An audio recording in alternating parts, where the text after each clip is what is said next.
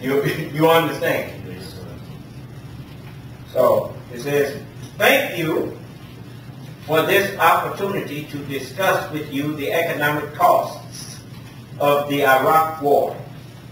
March 19th marks the 5th anniversary of what was supposed to be a short venture to save the world from the threat of weapons of mass destruction, which simply weren't there. Yeah, well, you know they was in for a bad time when he said that. This is his preface before he started testifying. That it is now the second longest war in America's history. And after the all-encompassing World War II, the second most costly, even after adjusting for inflation. In terms of costs per troop, it is by far the costliest, some 8 times as expensive as World War II. Then it's got the sections. Now, this section that I'm reading from now, A War for Democracy. Before turning to the costs beyond the federal budget, I want to make 3 preparatory remarks. Preparatory means like a preface of a book. Do you understand? Preparatory remarks. We went to war to fight for democracy. But democracy is more than just periodic elections. It involves broader notions of democratic accountability. Citizens have the right to know what they are spending their hard-earned dollars for, or dollars on. They have a right to know what their government is doing and the consequences of its actions. Now we see why now President Obama made the promise that his administration would have transparency, that he would keep the people informed as to what he was doing and why. Huh? You can go online and read for yourself what was done with the stimulus money. It's right there. Who it went to, and by the way, all these that saying that that didn't work, they took billions of dollars for their states and in stimulus money. Took the money and made some jobs for their people while claiming that the stimulus package didn't work. Lying! I'll read a list of them for you. You got time, right? Go get your dinner. And sit down. If you don't eat dinner, get you some dessert. And just sit there and listen. Now, even some of them, they know it's about to happen now. Oh yeah, I didn't make this up. I didn't write this. This came off of internet. The internet is a powerful tool. Everybody being told all that. Do you understand? You can't keep nothing a secret. Ask Mr. Weiner. Just like, they try to make a big deal out of people taking Mr. Weiner out of New York thing. He was a Democrat.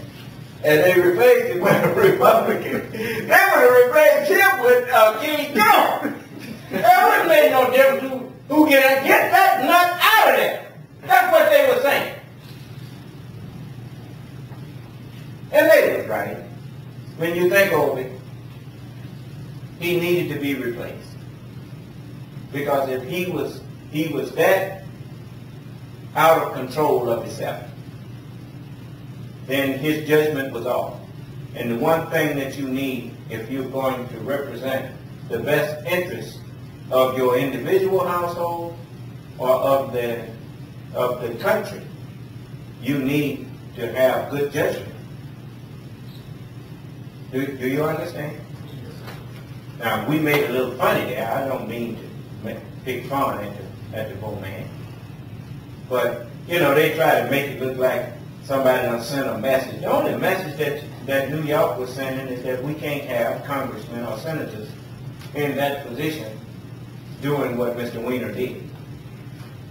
And the Democrats or Republicans need to put more scrutiny on their members and stop that old good old boy stuff.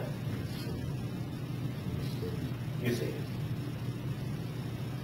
So, anyway, it says, over the past 2 years,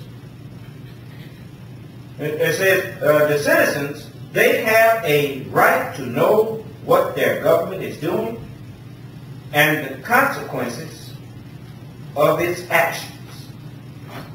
Over the past 2 years, I have worked with a colleague at Harvard, Linda Bilmes, that's B-I-L-M-E-S,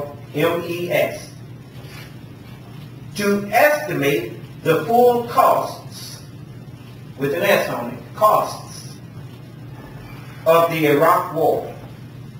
We published our initial study in January 2006, and I would like that paper to be entered into the record. We published a second study concerning the costs of providing medical care and disability benefits to our returning veterans in January 2007.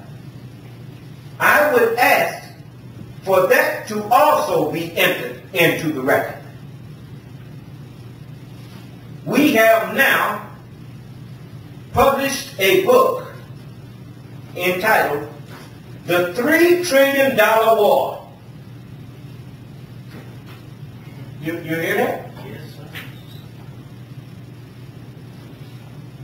Which estimates the true costs of the war, the veterans' costs, and the impact on the U.S. economy. I want to point out that it required an enormous amount of work to write our book. We should not have needed to write it.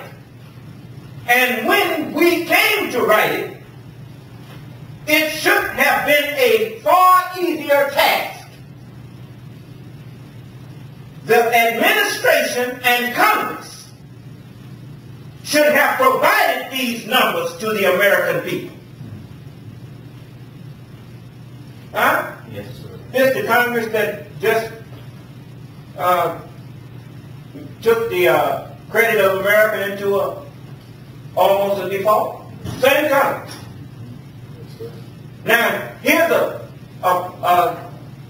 actually a private citizen, lambasting them. Just like when I heard that congressman sitting up there calling himself lambasting the CEO of that plant. They done forgot who works for who. Huh? But anyway, let's get back to this. Now, he flat out said the administration and Congress should have provided these numbers to the American people. 5 years after the beginning of this war, you should not be funding this war with emergency appropriations, which escape the normal budget scrutiny.